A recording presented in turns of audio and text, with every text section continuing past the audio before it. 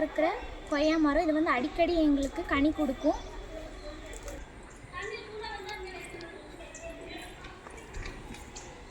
என்ன பாப்பா, இந்த மரத்துக்கெல்லாம் தண்ணி ஊற்றிட்டு இருக்கீங்களா? ஆமாம் சார், நாங்கள் எப்போவுமே இந்த மரத்துக்கு தண்ணி ஊற்றி இதை பாதுகாப்பாக வளர்த்துக்கிறோம் சார். இப்போ வந்து நம்ம இந்த மரத்தை வந்து தத்து எடுத்து வளர்த்திட்டு இருக்கோம் சார். சரி, வெரி குட். நல்லா பண்ணணும், இதே மாதிரி நல்லா பண்ணணும். சரியா? இனி அந்த 6th 7th ஸ்டூடெண்ட்டுக்கெல்லாம் சொல்லணும். சரியா? நீங்கள் என்னென்ன பண்ணுறீங்களோ அதெல்லாம் சொல்லணும். அவங்களும் நீங்கள் வராத டைமில் அவங்களும் தண்ணி ஊற்றுவாங்க. சரியா?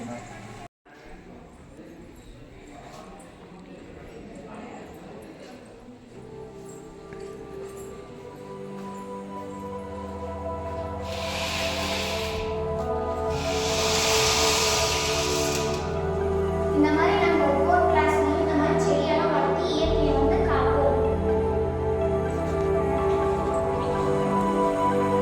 இது வந்து எங்கள் பள்ளியில் இருக்கக்கூடிய மரம். இது வந்து ரொம்ப மிகப்பெரிய பழமையான மரம். ரொம்ப காலமாக இருக்குது எங்கள் ஸ்கூலில்.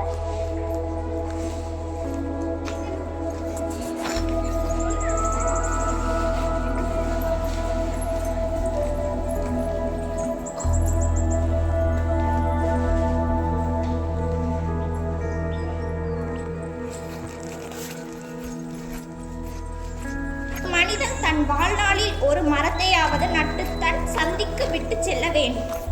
மரம் நடுவதையும் வளர்ப்பதையும் கடமை என கொள்ள வேண்டும். ஒரு மரத்தை மிகவும் அவசியம் என கருதி வெட்டினால் 10 மரங்கள் நட வேண்டும். நீர்நிலைகளை மாசுபடுத்துபவர்களை கடுமையாக தண்டிக்க வேண்டும்.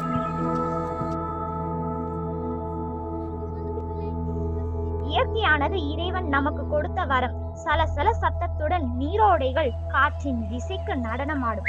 மரங்கள் என இயற்கையை வர்ணிப்பதற்கு வார்த்தைகள் தேவையில்லை. இயற்கையின் நிறமான பச்சை மனதுக்கு ஒரு இதமான உணர்வை அளிக்க வல்லது. அது மட்டுமில்லாமல் அதில் இருந்து கிடைக்கும் இயற்கையான காற்று நமக்கு புத்துணர்ச்சியை அளிக்கும். புறந்தூய்மை நீரான் அமையும் அகத்தூய்மை வாய்மையால் காணப்படும் என்ற வள்ளுவன் குரலுக்கு ஏற்ப தூய்மை என்பது நமக்கு மிகவும் அவசியம்.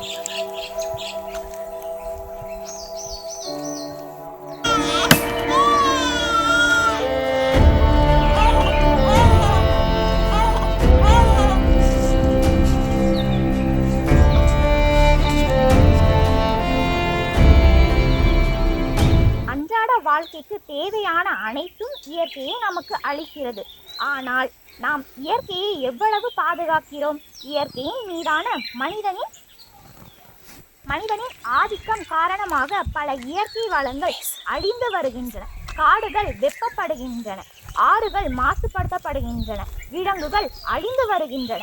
இதன் விளைவாக காலநிலை மாற்றம், இயற்கை சீற்றங்கள் போன்ற பல பிரச்சனைகள் உருவாகி வருகின்றன. இயற்கையை பாதுகாப்பது ஒவ்வொருவரின் கடமை.